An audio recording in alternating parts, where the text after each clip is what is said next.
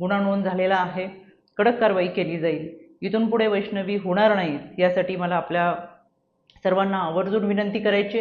शेवटी ज्या पद्धतीने बालविवाहाच्या विरोधातला कायदा आहे, गर्भनिधन चाचणीच्या विरोधातला कायदा आहे, तसाच हुंडा प्रतिबंधक सुद्धा कायदा आहे।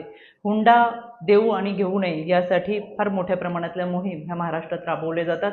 त्याच्यामुळे जे कोणी हुंडा मागत असेल तर त्यांना खरं मुलगी नकोय, हुंडा आणि लालसा त्यांच्या मनामध्ये आहे।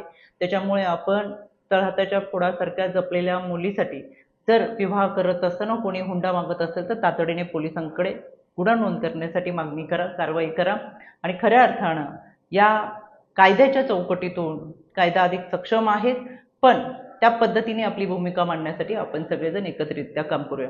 राज्य महिला आयोगाच्या वतीनं सुमोटो दाखल करत यामध्ये पूर्णपणे पाठपुरावा केला जाईल, आरोपींवरती कठोर कारवाई आणि शिक्षा होईल यासाठी राज्य महिला आयोग हे सतर्क आहेत। पण त्याचबरोबर हुंडासाठी कोणाचा बळी जाऊ नये याच्यासाठी आपण सगळ्यांनी एकत्र येत खऱ्या अर्थानं भारतरत्न डॉक्टर बाबासाहेब आंबेडकरांनी तुम्हाला आणि मला संविधान दिलंय, घटना दिलंय, तर यासाठीच की माणूस म्हणून आपल्याला जगता आलं पाहिजे। म्हणून या संविधानाच्या माध्यमातून, कायद्याच्या माध्यमातून माणूस म्हणून जगण्याचा प्रयत्न आपण सगळेजण करूया।